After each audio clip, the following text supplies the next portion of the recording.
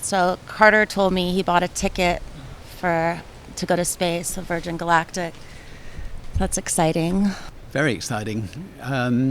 It's taken a long time. I mean, we embarked on this about 15 years ago. It would take 5 or 6 years, but rocket science is tough. And Yes. and you know, we've had tears, we've had joy. We've now finally got to a stage where we've had 3 successful flights into space. We've got a couple more test flights, and then I'm planning to go up this year. And then Carter will, I'm sure, go up soon after that, Yes. as with a number of a number of other people who signed up. And you know, our aim is that, you know, one day to try to enable many people who are listening to this program to go to space and try to drive the price down. But it will take time because, you know, space is expensive. But it's been one of our biggest challenges, but one of the most satisfying. So you are a daredevil. What's the most exciting thing you've ever done? I seem to have attempted to kill myself on many an occasion because I just can't say no to wonderful challenges. So whether it's, you know, trying to beat the transatlantic fastest boat crossing and sinking, and being pulled out of the sea, fortunately, whether it's attempting to fly across the Atlantic or the Pacific or around the world in a hot air balloon and crashing in the sea and being rescued on numerous occasions.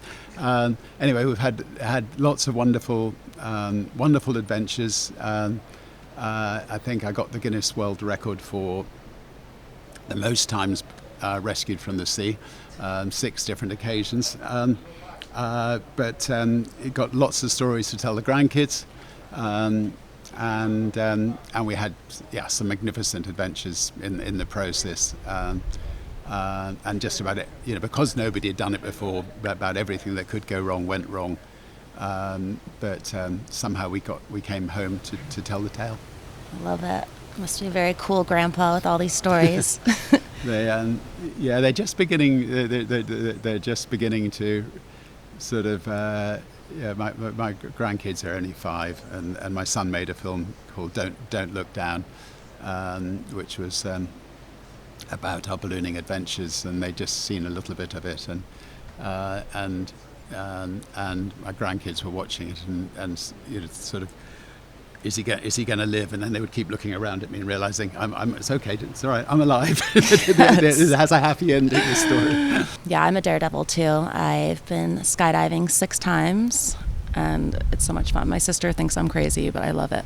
I take my hat off to you. I've also been skydiving because if you're traveling at 35,000 feet in a hot air balloon, and if something goes wrong, if you jump out and you pull the parachute right away, you'll rip it off because the air's so thin.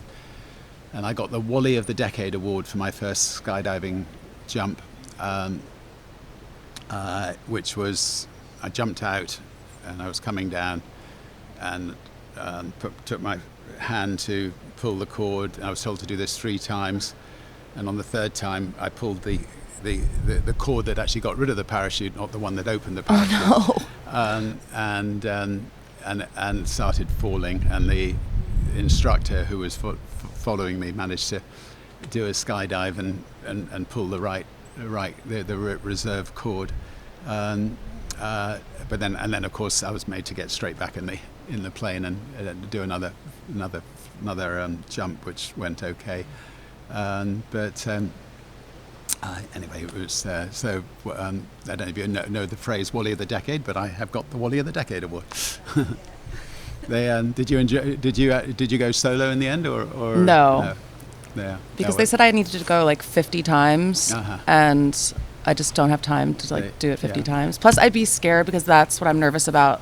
Like pulling the cord is like the scariest moment when it like pops and you just like kind of like jerk. Yeah. So I just get really nervous at that part. So I can't imagine like me having the responsibility of doing that part. Yeah.